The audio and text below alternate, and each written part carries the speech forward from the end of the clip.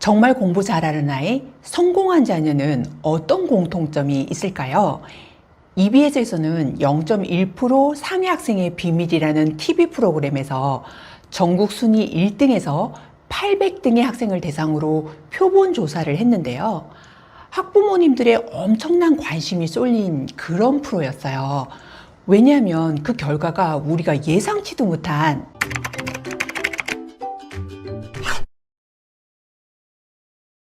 안녕하세요. 드림맘입니다. 추석 연휴는 잘 보내셨나요? 명절에 이런저런 일 챙기시느라 우리 구독자님들 정말 수고 많으셨어요. 이제 다시 아이 학업에 신경도 써야 하고 또 중간고사 준비도 해야 하는데 힘내실 수 있도록 진짜 공부 잘하는 아이, 성공한 자녀들에 대해서 이것에 대해서 말씀드리려고 하는데요.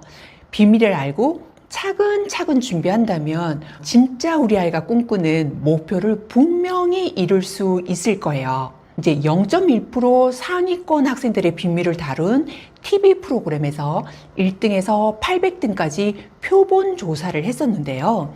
놀랍게도 IQ, 연산, 학부모 학력, 소득, 사는 지역, 특목고 여부까지 샅샅이 조사했는데 그런 쪽에서 공통점이 없었다는 거예요. 그런데 다른 공통점을 발견했다고 하는데요. 그게 포기하지 않는 끈기와 근성이었다는 거예요. 그래, 맞다. 무릎을 탁 치게 되던데요. 살아있는 사례 두 가지를 통해서 그 타당성을 말씀드리고 자녀분께 꼭 적용해 보셨으면 좋겠어요. 얼마 전 유명 신경과 의사를 인터뷰한 첫 문구가 내 삶은 실패의 연속이라는 글로 시작을 했는데요. 그 기사를 보고서 아이 키우며 너무 공감도 가던 그런 내용이어서 실제로 이렇게 극복하고 성공과 공부 둘 다를 잡은 한양대 신경과 교수의 스토리와 더불어서 아들 극복기도 함께 첨부해서 말씀드리려고 해요. 요즘 대세 중 한 분인 김희진 신경과 교수는 학창 시절 때 실패 역사의 산물이었다고 해요. 인문계 고등학교에서 선생님의 권유로 성악을 시작하게 됐는데요. 그 시작 후로 한 6개월 정도 지나서 턱 관절에 탈구가 생기게 됐대요. 아니, 성악을 해야 하는데 턱관절 탈구가 생기니 노래를 더 이상 부를 수가 없잖아요. 그래서 2년간 마음이 붕 떠서 방황하다가 결국은 입시도 망쳤다고 하는데요. 다시 재수 끝에 생물학과를 입학을 했고 재도전을 해서 의대로 편입을 했대요. 남들보다 조금 늦게 시작했지만 차근차근 수련 과정을 밟으면서 그 당시에 소아청소년과와 산부인과가 인기였던 그 시절에 산부인과를 지원을 했다가 또 떨어졌대요. 그래서 교수님의 권유로 신경과를 전공하게 됐는데요. 그때 당시에 난 도대체 제대로 한 번에 되는 게 없네, 제대로 되는 게 없네, 이런 생각을 했다고 해요. 그런데 그 시절과는 다르게 지금은 산부인과는 약간 기울게 되고 치매를 다루는 신경과는 100세 시대에 딱 맞는 전공이 됐으니 이분에게 있어서는 그런 실패가 굉장히 큰 성공을 이루게 된 셈이죠. 성악의 턱관절 탈구는 치명적이었고 그래서 첫 대입 실패로 인해서 원하는 과도 가지 못했지만 그런 좌절의 연속이었지만 그 실패에도 불구하고 다시 힘을 내서 최선의 산물이 된 것이 바로 지금의 치매 전문가 김희진 교수를 만들어냈다고 하는데요. 이 부분에 저도 너무너무 공감이 됐던 게 아이를 다 키운 부모님들은 그런데 많은 공감을 하시리라고 생각을 해요.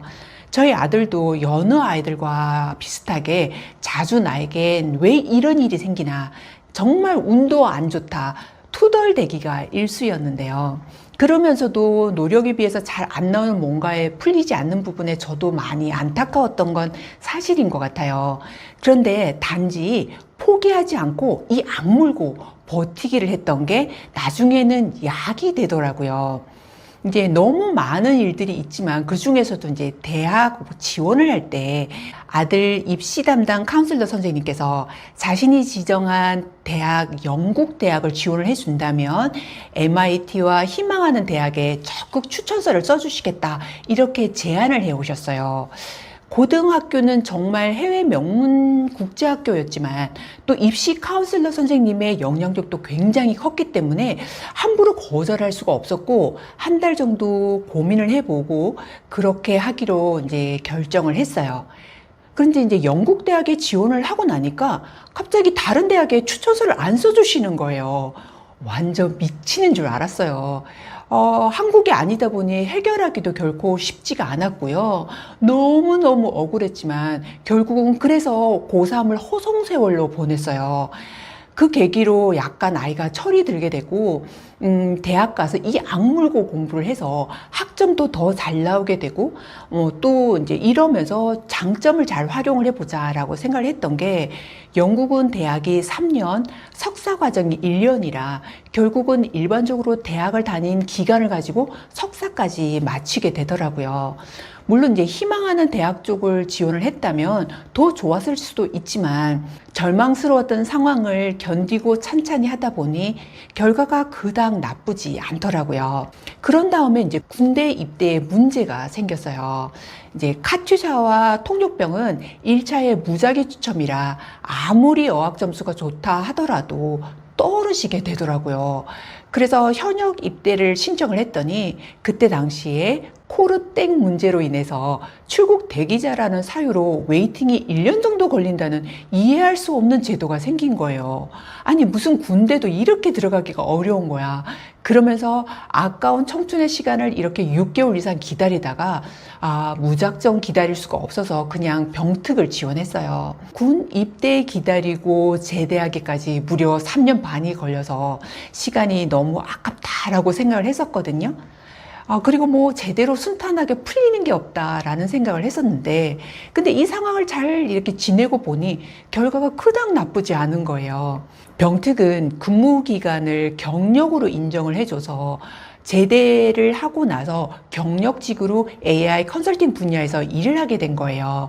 물론 이러다가 또 어떤 일이 생길지는 모르지만 뭔가 최악 같다는 순간이 와도 포기하지 않고 헤쳐나가다 보면 다른 길이 또 열리는구나라는 경험을 하게 됐어요.